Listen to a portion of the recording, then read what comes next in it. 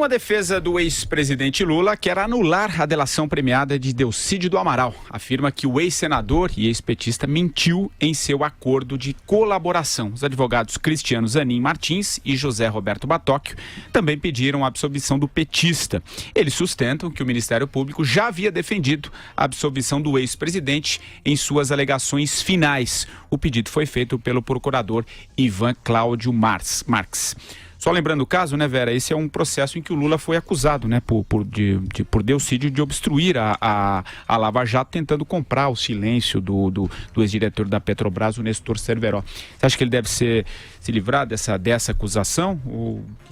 Eu falei com o próprio senador, hoje mais cedo, ex-senador, a associação que ele faz é que a defesa do Lula corre para tentar anular essa delação dele antes que a delação do Antônio Palocci seja homologada e corrobore essas mesmas acusações que ele faz. Pelo que a gente sabe, o Palocci vai falar nos anexos dele já negociados com o Ministério Público coisas mais ou menos semelhantes com as que o Delcídio disse.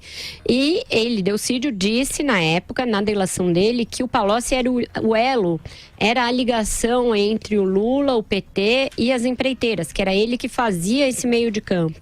E o Palocci deve confirmar que exercia esse papel, ele próprio deve dizer isso na colaboração que ele está selando, que aliás está demorando, está empacada. É importante a gente averiguar por quê. O que me dizem é que ela está empacada em Brasília, embora em Curitiba ela já tenha andado, já tenha sido liberada para ser homologada. Então, o que o Delcídio diz é isso. Ele tem ali, né, contra ele também o Ministério Público, que opinou pela anulação do acordo. O Ministério Público lá de Brasília, esse procurador Ivan, embora a Procuradoria-Geral da República ainda na época do Janot tenha referendado que o acordo deveria ser mantido, porque ele já se mostrou correto no relato que ele faz em vários outros pontos. Então está nesse ponto aí de impasse, né? Realmente, as delações de cunho político, aquelas que são feitas por insiders, elas têm menos elementos de prova clássicos, né? Recibos, comprovantes, planilhas, pagamentos aqui e ali, porque o que ele delata, o que ele relata e delata, são fatos que ele assistiu, que ele presenciou como líder do governo, como presidente de CPI, etc.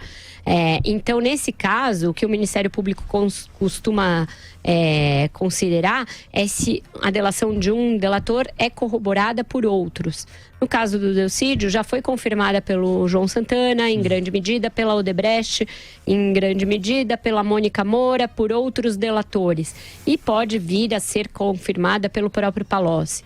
Então, eu acho que isso também vai depender de um entendimento do Supremo mais adiante, se um conjunto de delações no mesmo sentido, ainda que sem provas formais, provas em documentos, etc., pode ser considerado prova de corroboração. Se uma delação pode corroborar a outra. O que você acha, Marcelo Madureira? Só para, até onde eu sei, a delação do Palocci está lá parada com a Raquel Dodge. É isso aí. Hein, Vera? Você que é amiga dela, dá uma cutucada nela lá para ver por que não anda. Você que sabe tudo de Brasília, é curioso mesmo, né? É bom indagar desse assunto. Agora, a tática é clara, né? Uma tática bem pitu mesmo, bem óbvia, que é você invalidar delações premiadas, algumas. Você pode até infiltrar alguns delatores que façam delações mentirosas, inverídicas, e aí você tira o geral pelo particular, né? Essa é a tática que os defensores aí dos corruptos, daqueles que transgrediram a lei, estão usando, e qualquer advogado de porta de cadeia percebe. Eles ficam criando a possibilidade de você invalidar algumas delações, escolheram, infiltram também. Eu desconfio muito desse Lúcio Funaro aí, por exemplo, do Lúcio Funaro, do Funaro aí, e dessa delação dele. Enfim, você cria delações falsas, você prova que as delações foram mentirosas, e o que acontece? Aí você invalida todo o resto, invalida o próprio mecanismo. E essa é a minha grande preocupação no momento, né?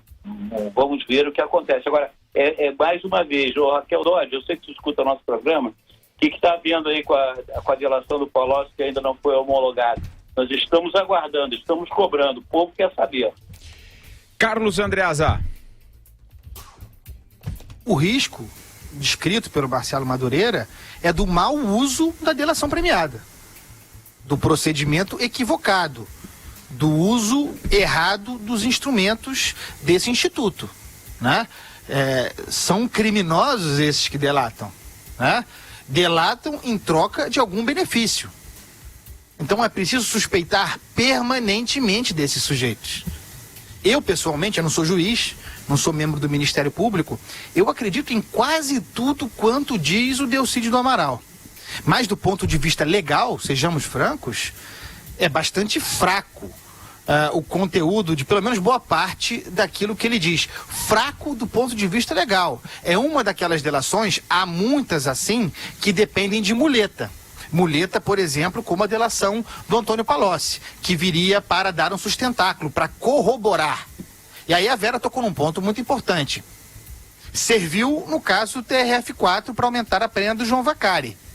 Mas, de modo geral, inclusive no Supremo Tribunal Federal, porque uma hora isso vai chegar lá, esse castelo que empilha uma escorada na outra, delações premiadas várias, tentando formar, por meio de corroboração, um conteúdo crível como prova para condenar alguém na justiça, isso será aceito pelo tribunal, pela Suprema Corte Brasileira? É uma questão muito importante. Sobre a delação do Palocci, é verdade que ela está parada em Brasília. O que se diz é que a Procuradoria-Geral da República teria endurecido a forma de aceitar um acordo, que precisaria entregar mais provas, mais elementos do que simplesmente blá blá blá. Faz sentido e eu não acho ruim.